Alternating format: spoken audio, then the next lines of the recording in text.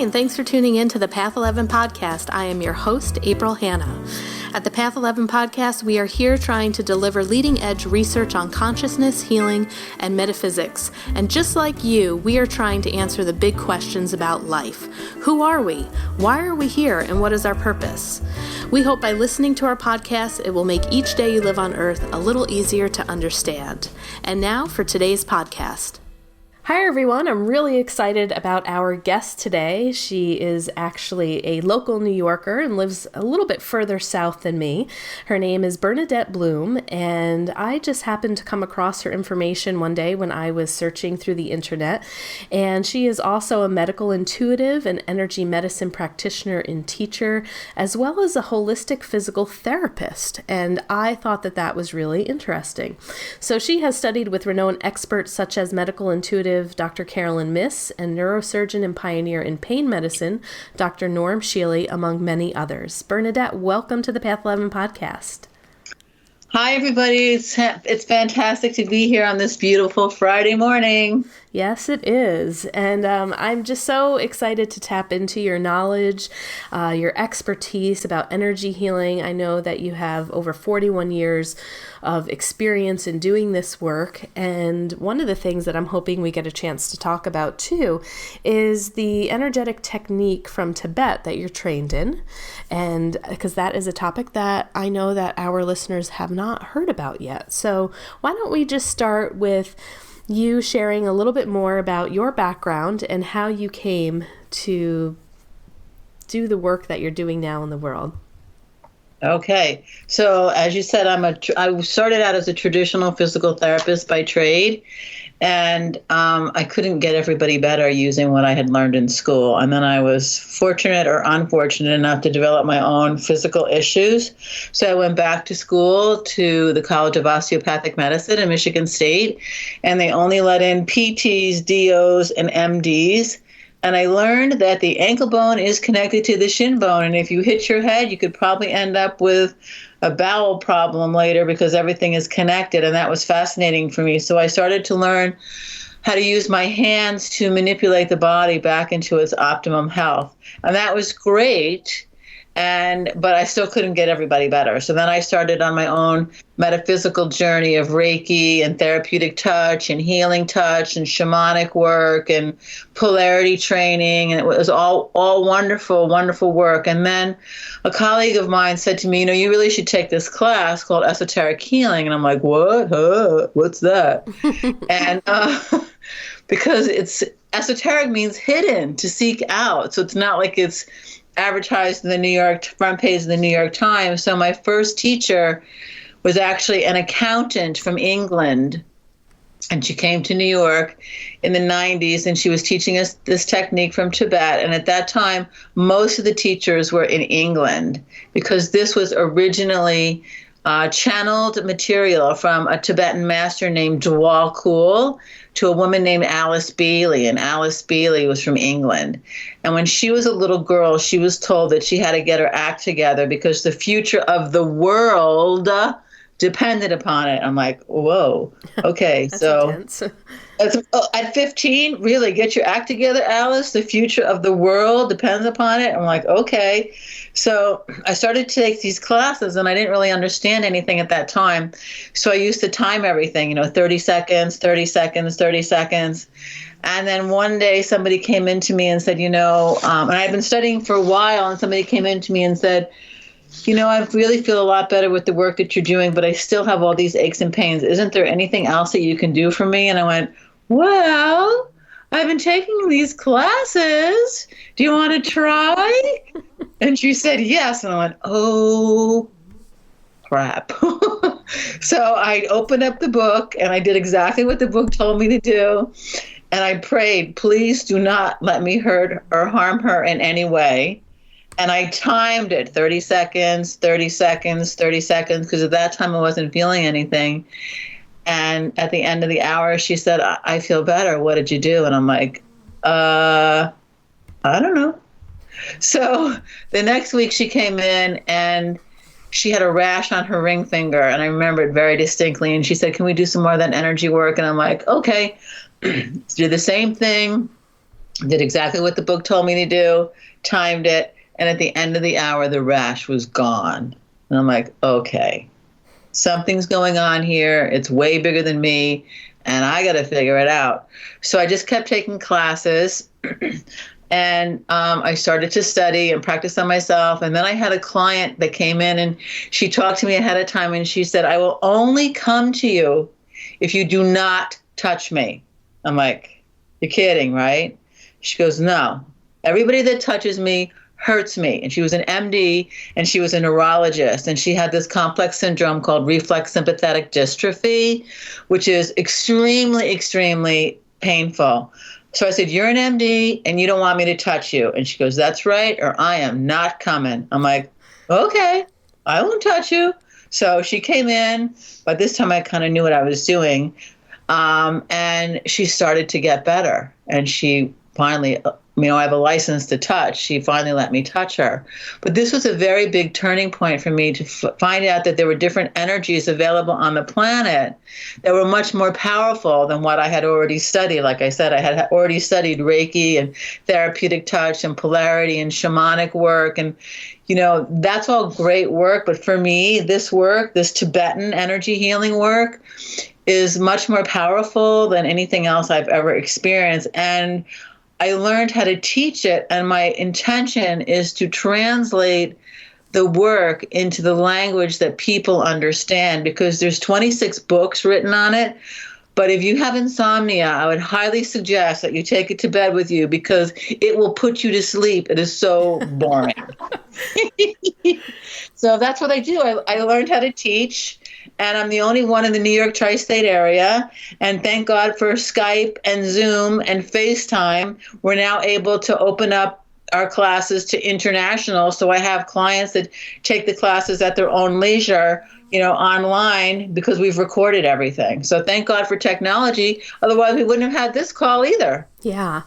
Well, see, now this is what really intrigues me, because I've been a Reiki practitioner since, I think, 2003, 2005, when I got my level 1. And like you, I have been delving into, over the years, many different type of energy healing, understanding consciousness, understanding how to work with energy. But there was something when I came across, your material, that feels like you have tapped into something that feels bigger. I don't know how to explain it, but like you said, you're also experiencing that some of that other work that you've been trained in works, but this is taking it to a different level. So can you maybe describe for the energy healers that are also listening, who are Reiki practitioners, who are maybe looking to do what you've been able to do to help their clients reach another level of healing, what's the difference? I mean, Okay, great question. Great question. I get asked that all the time. Okay, so we have a model called the Constitution of the Human Being. And because Mike said there are people listening, so everybody's a human being that's on this call. And there's different levels of the human being. There's the physical level, the emotional level, the mental level, the personality level, the soul or higher self level. And then above that, there's what's called the spiritual triad, which I've never found in any of the other energetic modalities. And above that is the highest energetic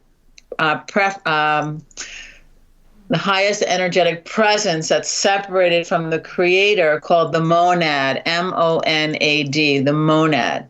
And the monad is the first separation from the universal life force, or the creator. And it's from the monad that the actual life thread of the human being comes from. And the life thread starts at the monad, weaves its way through what's called the spiritual triad into the soul, into the body, and actually attaches itself into the heart organ of the individual.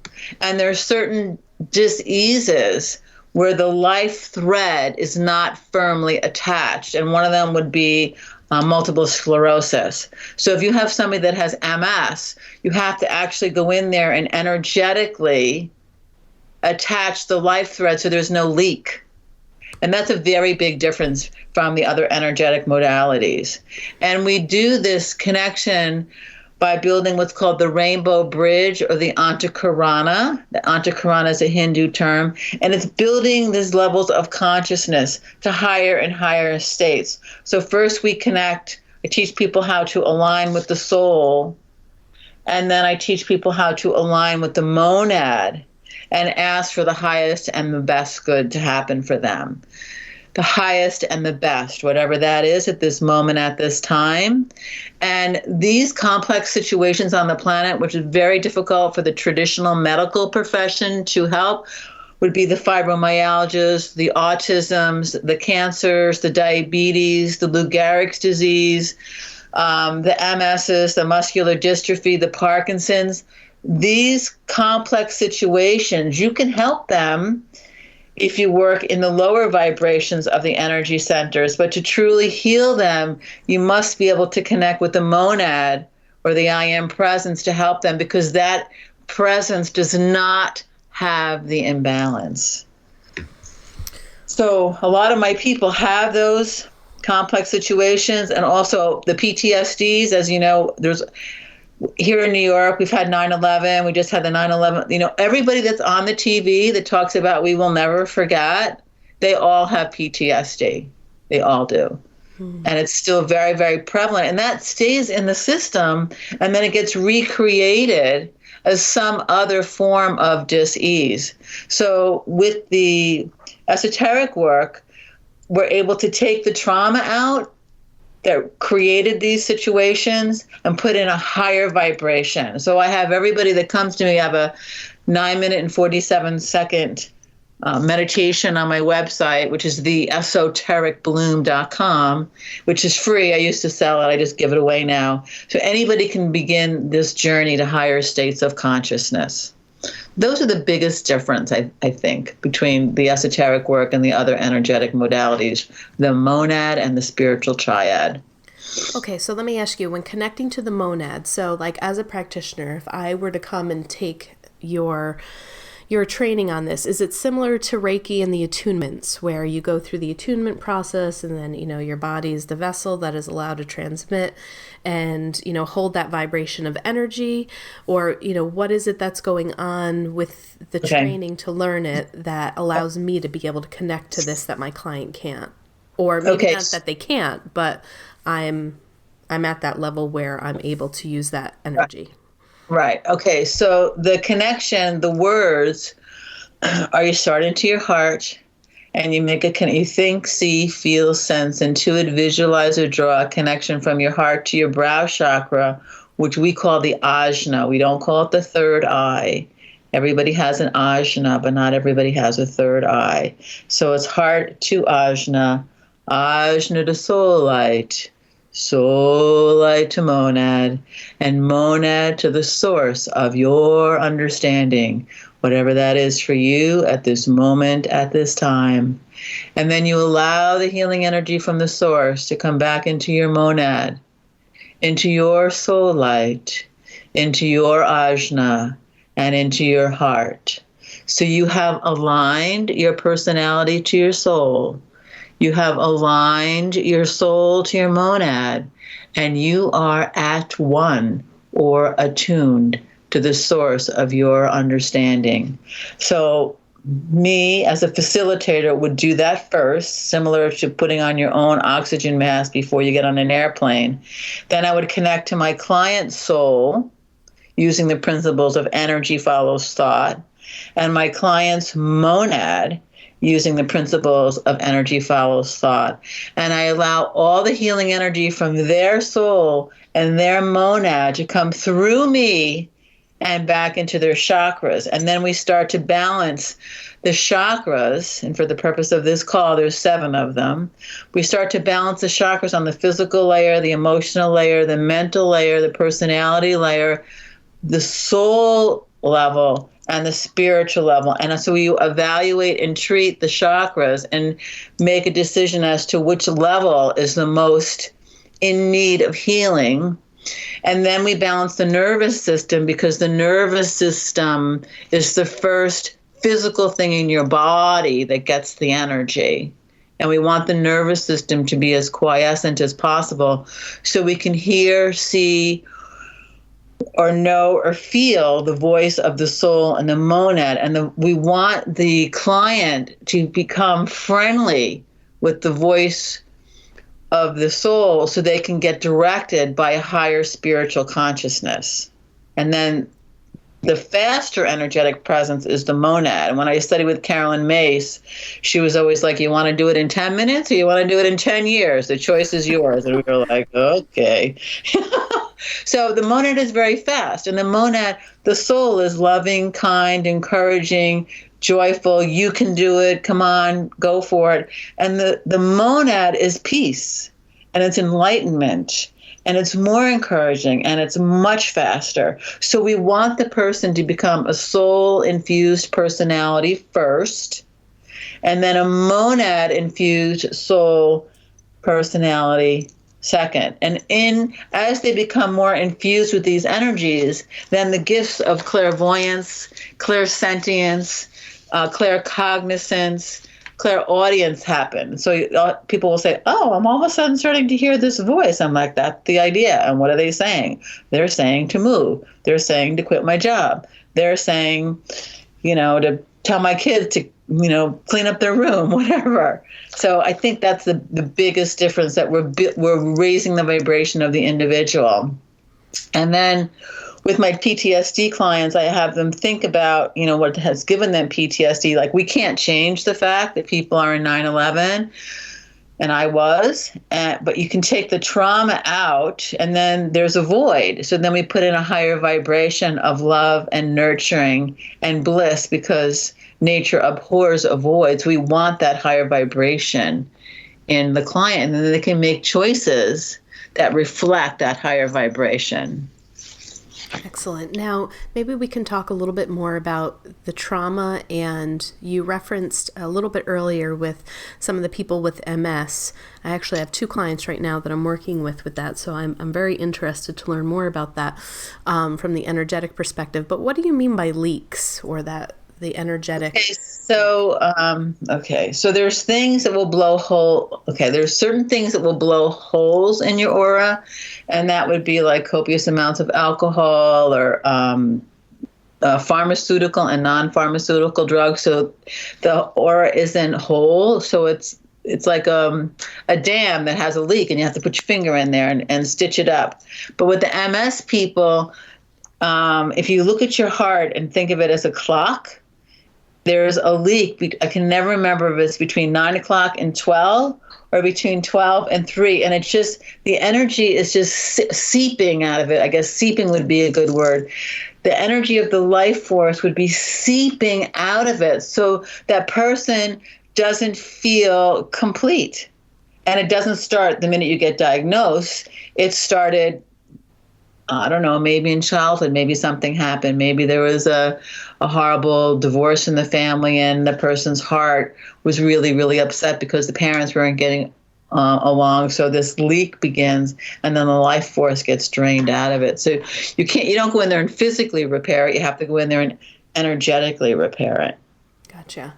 And, I know that you gave a personal account that I had read with your own PTSD, and where you had a really profound healing, and you kind of felt the PTSD leaving your head. Can you share that experience? Sure.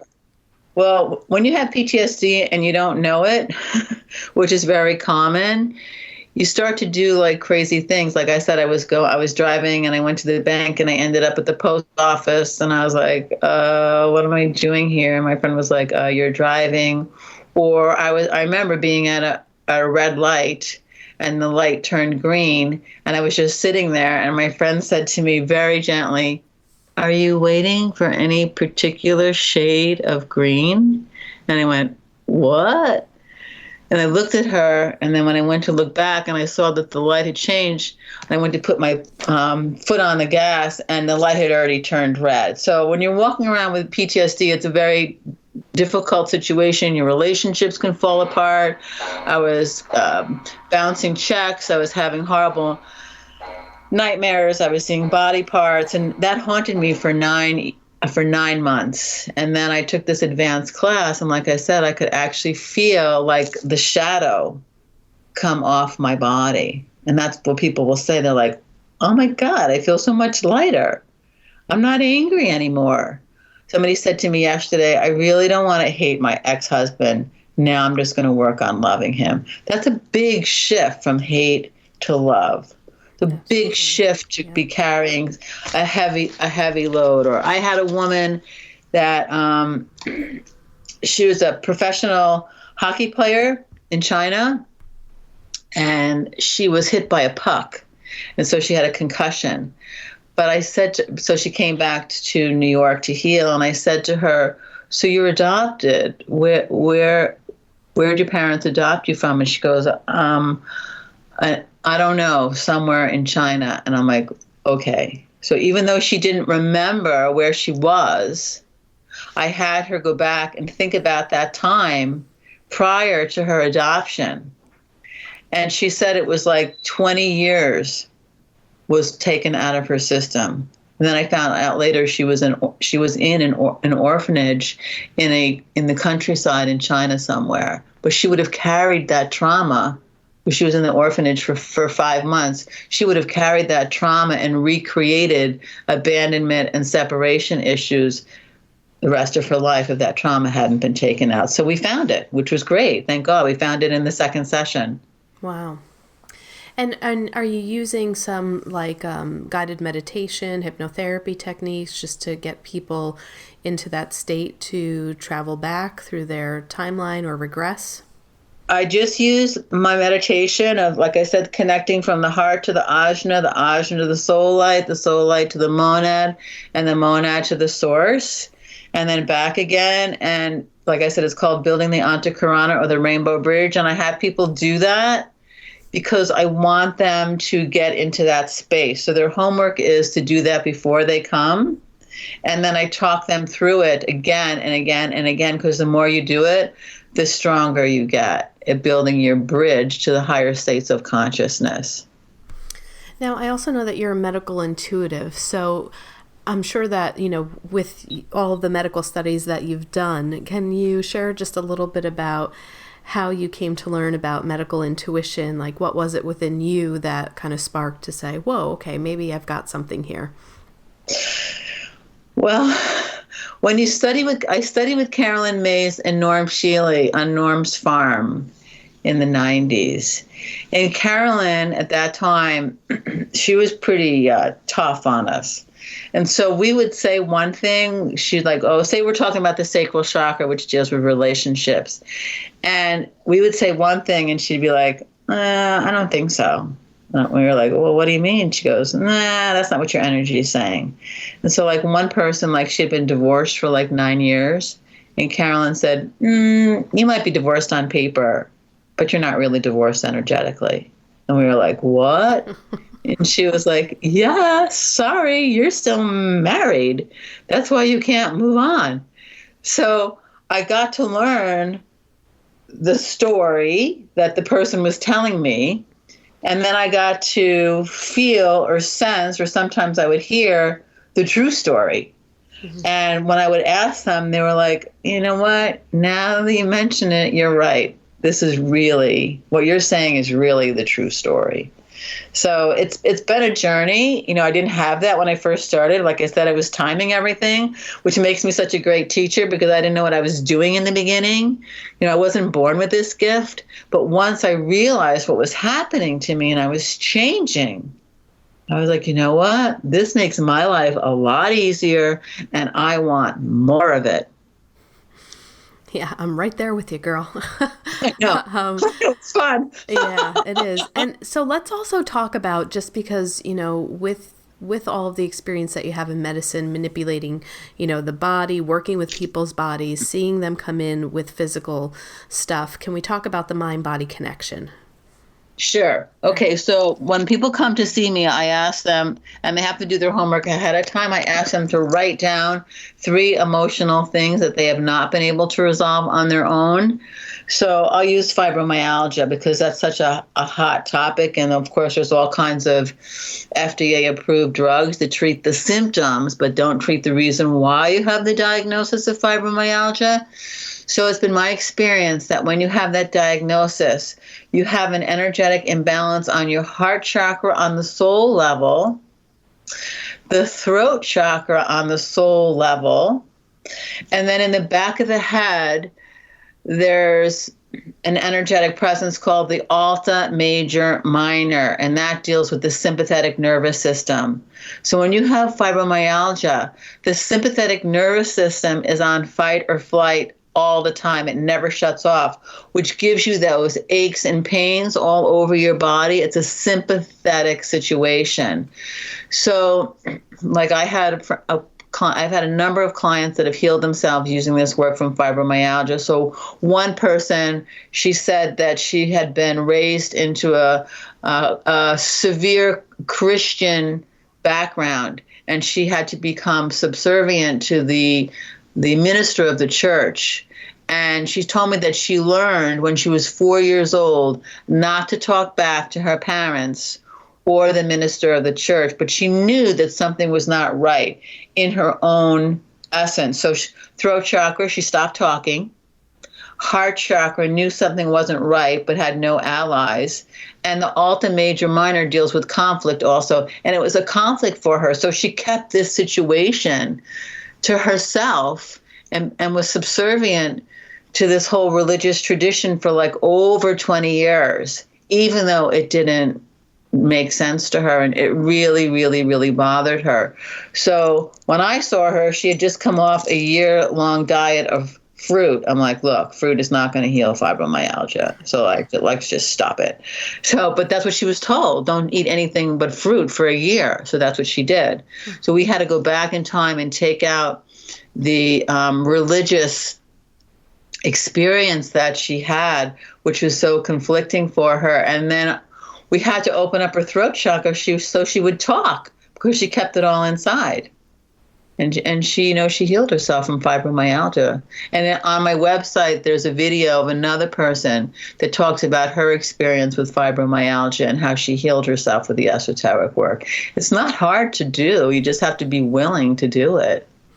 Now, what do you have a take or an opinion on children who are sick, or children who are diagnosed with cancer? Because, I mean, I think you and I were kind of talking primarily about some of our clients that have probably, been through a lot of life experiences. They're holding traumas, some unresolved trauma. But I always sometimes just question and have a hard time wrapping my mind around just young children or souls. Is this stuff connected more to past lives or generational? And how do we explain someone that doesn't have a whole lot of trauma life experience yet is diagnosed with a terminal illness? Right. That's a really great question. And I get asked that all the time. So as we delve into more metaphysics, here we go. You have to look at the child. You have to look at the parents.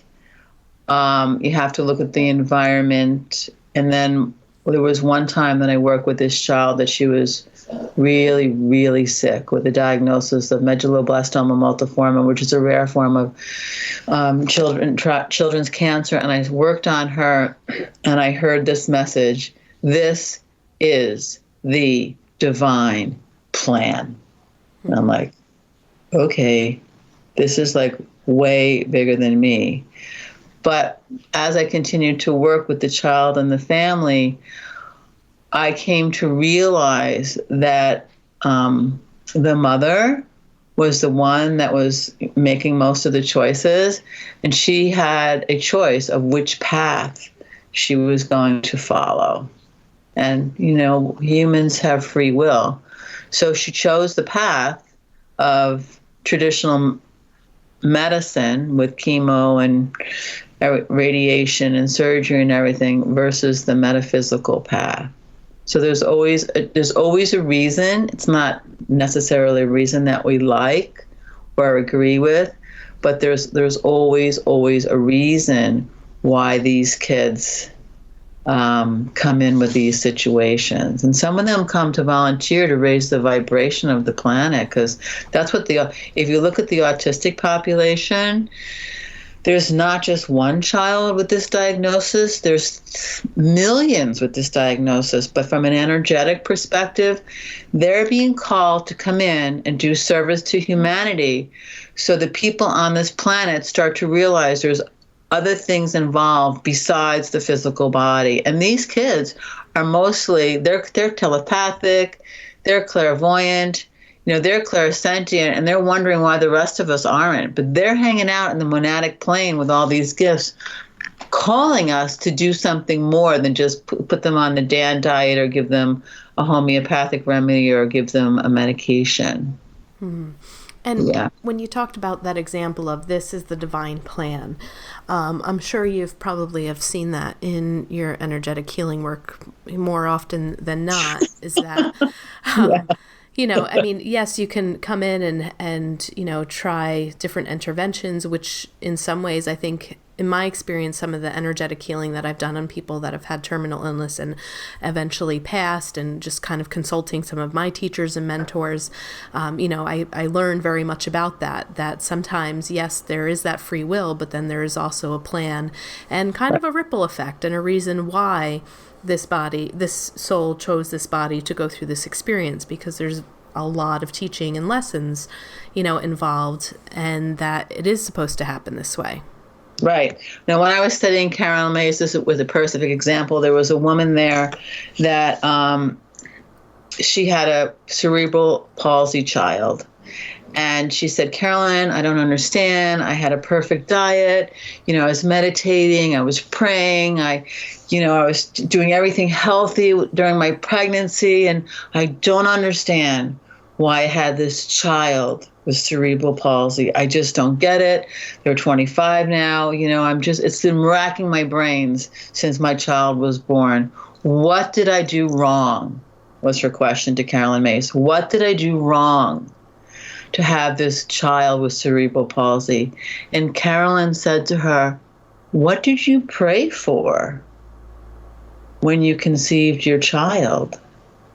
And the woman said, I prayed to be of service. And Carolyn said, and so you are. So kind of when you talk about, thoughts follow energy or energy follows thoughts, right? Yep. Very careful what you pray for. And Larry Dossey wrote a book a long time ago called Be Careful What You Pray For, You Just Might Get It. Right. And it's a funny book, but it's a serious book. Yeah. So we only can ask for the highest and the best good. And I say to my clients, you want the highest and the best, or do you want the crappiest and the lowest? Everybody has picked the highest and the best good. Everybody. That's the highest form of prayer. Who doesn't want that? The highest and the best good? That's a no-brainer. Yeah. And maybe we overcomplicate it, right? In our prayers. Yes. Oh, yes. Keep it simple. Let's not get too specific. So every morning I do my alignment and attunement, and I connected with everybody on the show today, and I asked to the souls and the monad and to you, and I asked for the highest and best good, and I asked that I could please speak in the language that people would understand. Perfect. And I'm understanding everything so far. So Yay!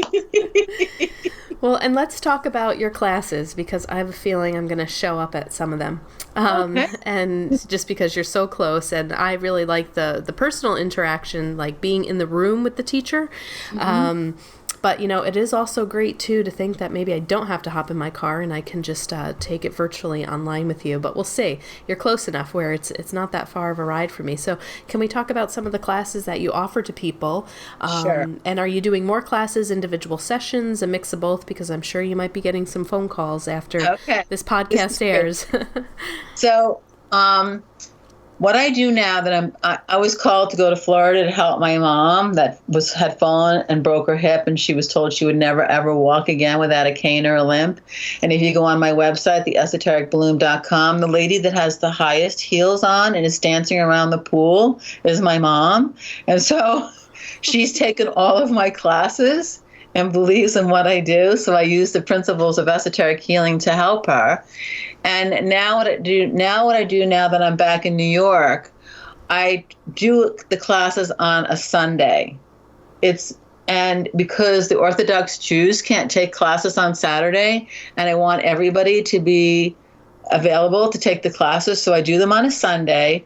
The classes run from 9:30 to 6:30. So my next part 1 class is going to be January 25th, and it happens to be new moon and new beginning. So my next part 1 class is January 25th. And so you would take that class, and then I give you a book. And the book is good for 2 classes. So then the next class after that would be in February sometime. And the first class is called Soul Focused Living and Healing. The second class is called The Brain and Beyond. So we start with the basics and then we go beyond. The next class is called The Magic of the Seventh Ray. And so I do it like one Sunday, then the next Sunday, then the next Sunday. And if you, not consecutive Sundays, but like I said, once a month. And if you miss a class and you can't take it and you want to, we Zoom it for you so you can keep up with the group. And then I ask everybody to align or link with everybody in the class. So we build the group soul and we build the group monad. So we're creating this healing vortex. So I do it every day. I connect with the first class, the second class, the third class, and now I'm starting to connect with this class that's going to be coming on January 25th. And I give it in Katona. But like I said, I've had people from Utah and Georgia and North Carolina and New Hampshire and the UK and Australia take the classes because we Zoom it now to make it available. Excellent. And if people want to register for that, what is the best way to sign up and register? Okay, well, we're right on time. I just talked to my assistant, Jessica, before, and I'm like, Jess, we're going to be teaching the class on January 25th. So it's the esotericbloom.com, and we're going to be putting up a notice about it probably today because I just told her around 10:15 prior to this speaking to you. And then when we ask you to sign up for the newsletter, because I also do special events.